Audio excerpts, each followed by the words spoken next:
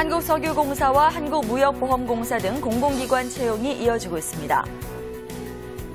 경기도가 7급과 9급 공무원 20명을 특별 임용 방식으로 선발한다고 밝혔습니다. LG이노텍이 지난해보다 63% 늘어난 규모인 2,200명을 채용합니다. 종업원 100인 이상 사업장 10곳 중 6곳이 하반기 채용 계획을 갖고 있는 것으로 나타났습니다.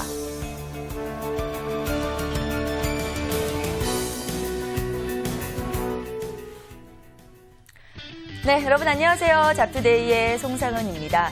요즘 날씨 가을을 아주 완연하게 느끼게 해주고 있죠. 옛말에 봄볕에는 딸을 나들이 시키고 그리고 가을볕에는 며느리를 들리시킨다라는 말이 있긴 하지만 실제로 이 가을 햇빛은 봄볕보다 습도가 높아서 더 쾌적하다고 합니다. 그리고 실제로 건강에도 굉장히 좋다고 하는데요. 혈관 확장이나 아니면 향균력 강화 등에 많은 도움이 된다고 하니까 요즘 같은 때에 바쁘신 일상 속에서도 하루에 한 15분 정도씩은 햇빛을 쬐는 것으로 이 가을 우리 몸과 건강을 지켜가는 것은 어떨까 싶네요. 자, 지금부터는 잡투데이 금요일 순서 함께 하실 텐데요. 금요일에는 이 주간 고용 앤 노동 시간이 준비되어 있죠. 여러 가지 노동 정책들도 살펴보는 시간 마련할 테니까요. 잠시만 기다려 주시고요. 그럼 오늘도 현장 네트워크로 시작하겠습니다.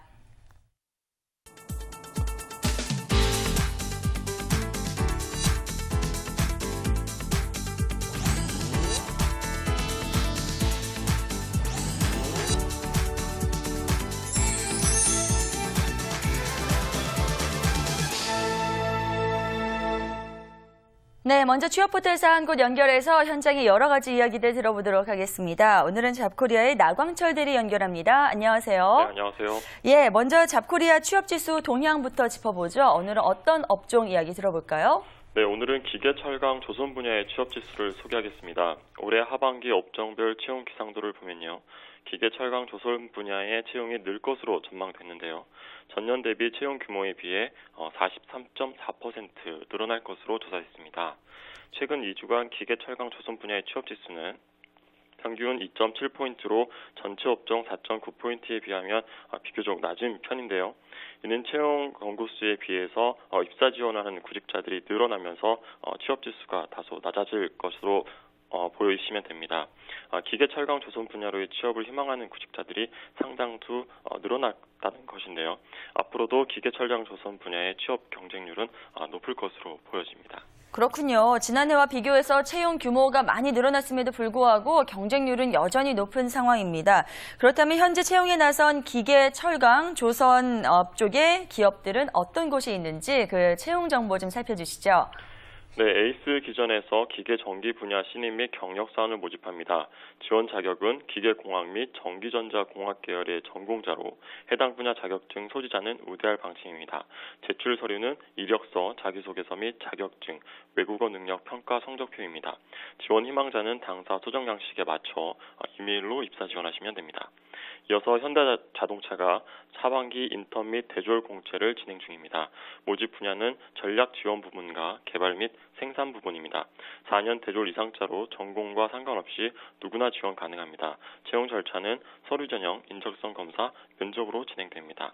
인턴의 경우 겨울방학 기간 내 5주간 진행이 되고 실습 종료 후 소정의 실습비가 지급됩니다.